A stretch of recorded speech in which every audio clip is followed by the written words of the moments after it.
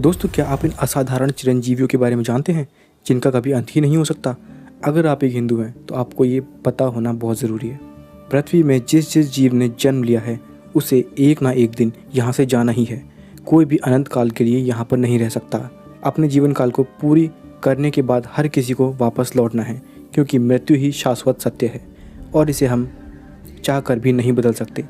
लोगों को कहा जाता है कि कोई भी इंसान अमर नहीं हो सकता, क्योंकि ये शरीर अस्थाई है और इसे आखिर में मिट्टी में ही मिलना है। लेकिन दोस्तों, ये बात 7 चिरंजीवियों के ऊपर लागू नहीं होता है। यह चिरंजीवी साधारण इंसान से बहुत ही ज़्यादा खास और विशेष हैं। जी हाँ मित्रों, हमारे हिंदू धर्म में ऐसे 7 चिरंजीवियों के बारे में कहा गया है जो कि कभी नहीं मर सकते हैं। इन सभी चिरंजीवियों का अंत कभी नहीं हो सकता। वैसे ध्यान रहे कि अंत कभी नहीं होने से मेरा मतलब है कि जब तक ये संसार बना हुआ है तब तक ये 7 चिरंजीवी अमर हैं।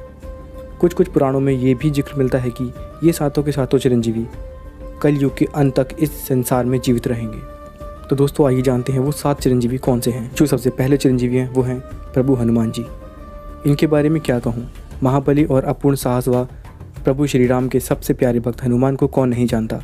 संकट मोचन के नाम से भी जाने जाने वाले प्रभु हनुमान जी हिंदू धर्म के एक चिरंजीवी हैं। उनको प्रभु श्री रामचंद्र जी की करुणा प्राप्त है। उनकी श्रद्धा और निष्ठा को देखते हुए प्रभु श्री राम जी ने उन्हें कई सारे वरदान दिए हैं। प्रभु हनुमान जी को हमेशा अनंत ऊर्जा का भी स्रोत माना गया है, इसलिए अक्सर उन्हें वीरता और ताकत का भी प्रतीक माना जाता है। वैसे अमरत्व का वरदान उन्हें माता सीता जी ने ही दिया था। जब प्रभु हनुमान जी लंका में माता सीता को प्रभु श्री राम जी का संदेश सुनाया तो उसी वक्त माता सीता हनुमान जी के अपने प्रभु के प्रति भक्ति का भाव देखकर प्रसन्न हो गई।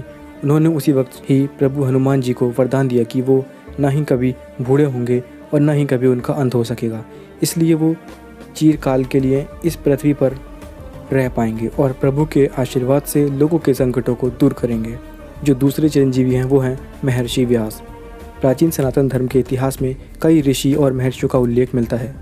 पुराने समय में इनके द्वारा ही ग्रंथ और पुराणों का निर्माण होता था, जिसको कि आज हम बड़े आसानी से पढ़ पा रहे हैं। इसलिए इनकी भूमिका हिंदू धर्म में बहुत ही ज़्यादा बताया गया है। वैसे महर्षि व्यास का नाम तो सबने सुना ही होगा। महर्षि व्यास ने ही महाभारत की रचना की थी। उन्होंने ही इस ग्रंथ के जरिए लोगों के अंदर पांडित्य और बुद्धिमत्ता की कमल खिलाई थी। उनके ग्रंथ से ही इंसानों की पीढ़ियों दर पीढ़ियों तक विवेक और सत्य के ज्ञान का प्रचार हो पाया। उनका धर्म के स्थापना में जो भूमिका है उसकी परिकल्पना करना हमारे लिए सोच से भी परे है। उनके इसी महत् कार्य के लिए वो त्रेता युग से द्वापर युग तक कलयुग के प्रारंभिक अवस्था को देखने में सक्षम हो पाए। वो महर्षि वशिष्ठ के पोते थे। उनको हम आज भी उनके कृतित्व के लिए याद रखे हुए हैं, जो इस बात को सूचित करता है कि हमेशा अच्छे कर्म किया जाना चाहिए। तीसरे चिरंजीवी हैं परशुराम जी। हिंदू धर्म के 7 चिरंजीवियों के अंदर परशुराम जी भी आते हैं। इनके बारे में भी मुझे लगता है कि आप लोगों को पता होगा। उनको देवों के देव महादेव से वरदान के स्वरूप एक दिव्य परशु मिला था, जो कि एक अलौकिक तथा बलशाली अस्त्र था। परशुराम जी के परशु के सामने शायद ही कोई दूसरा अस्त्र असरदार हो पाता। हिंदू धर्म के अनुसार वो पहले ऐसे ब्राह्मण थे जो कि ब्राह्मण तथा क्षत्रिय दोनों के ही धर्मों को एक साथ पालन किया करते थे। वैसे तो एक अजय योद्धा थे और उनके शौर्य के सामने कोई भी टिक नहीं सकता था। उन्होंने कई राजा और महाराजाओं को हराया।